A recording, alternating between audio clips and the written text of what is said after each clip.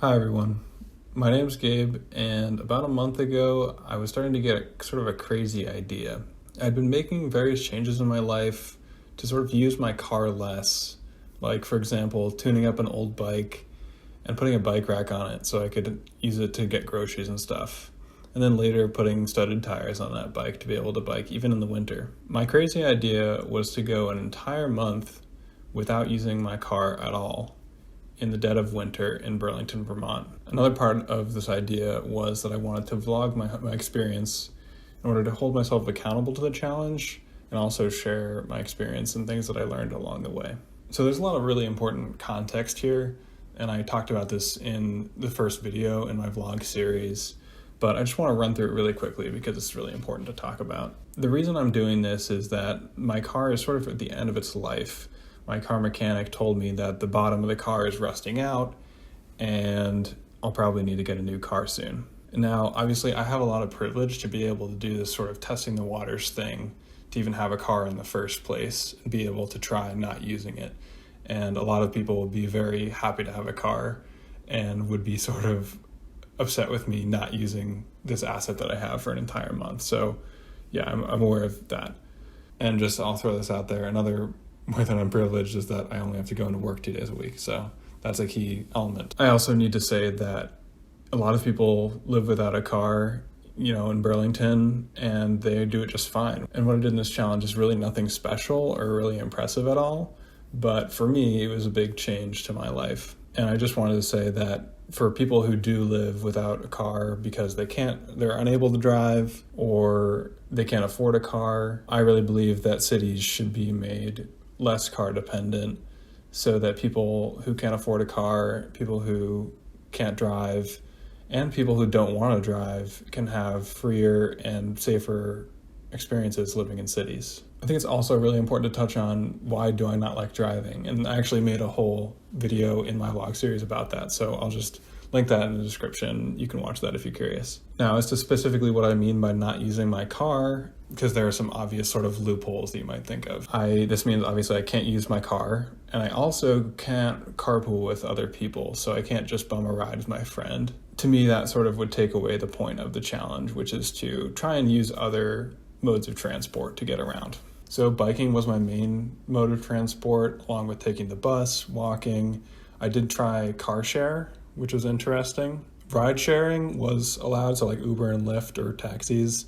I didn't end up doing that though. And also I didn't want my car battery to die, so I drove my car around, but not to actually go anywhere, just to charge the battery. So how did it go? I ended up biking in some snowstorms. I ended up taking the bus to go to an event when it was around -30, -40 degrees Fahrenheit with wind chill. And that was pretty crazy. I don't think I've ever gone outside when it's that cold out before. I tried out car sharing, which was really interesting. Very cool technology and awesome idea. So in each of my videos, I also talked about some random topic having to do with biking or city planning or whatever. I talked about the things that I wear when I bike in the winter. I talked about victim blaming versus personal responsibility when it comes to safety for pedestrians and cyclists. I talked about the route that I take to and from work and how I planned that out and all the different decisions that went into that. Yeah, overall, it was a lot of fun. It was a lot of work, but mainly the work was the vlogging element of it. The other part, I feel like I prepped for it pretty well leading up to it, so I had a lot of experience with these modes of transport and felt pretty confident, and it worked out. So what did I learn? I think the main lesson that I learned, which is really what I was trying to prove, was that it is possible to live without a car without really making many significant sacrifices.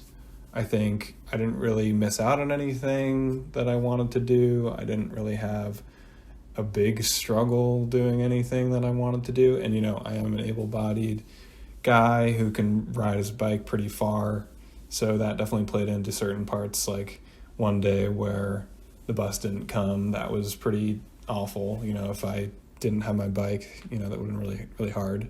But yeah, for me, having to spend, a little time riding my bike is pretty fun, honestly. I think the next thing that I learned was that when you don't have a car, you can't really have the same mentality of just having a fixed schedule and always being like, I'm gonna go into work on this day no matter what, or I'm gonna not cancel plans no matter what. In general, I really have that mentality, but I think without a car, and I did go out and bike in snowstorms and stuff, but what I learned is that it was really not necessarily a good idea.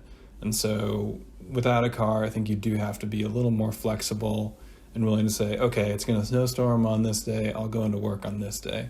I guess the last thing I learned is that people are very curious about biking, and people are kind of worried about me when I bike out in the winter. And honestly, I think that it's a lot safer than people think, although I do think it could be a lot safer. I think protected bike lanes are really important, and I wish we had 20,000% more protected bike lanes in this area, and I think it would make things a lot safer.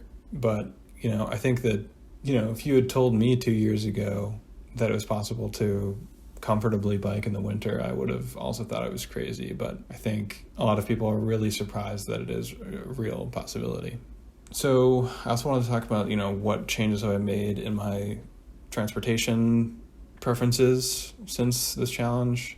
I think that at this point, I really am trying to get as close to as I can to vehicle miles traveled in my car, getting that to zero, besides carpooling. Basically any trip where I'd be driving somewhere on my own, trying to figure out, okay, is there some other way I can do this? Yeah, and I think I've had a lot of success with that. Definitely some exceptions. And I think that this sort of strategy really sets me up well for a future where I don't have my car, because any carpooling that I'm doing now, I can replace with the other person driving and me compensating them, with a little bit of money or something. And then times where I do have to drive alone, using a car share or a ride share instead. And so to address sort of the primary question of why I did this, which is, do I need to buy a new car when my current car dies? Right now, I am feeling like I do not want to immediately buy a car when my current car dies. And I want to, really try and see how it goes. But if I do find after a little while that I am struggling, I'm still open to the idea of buying a car. But yeah, we will cross that bridge when we get to it.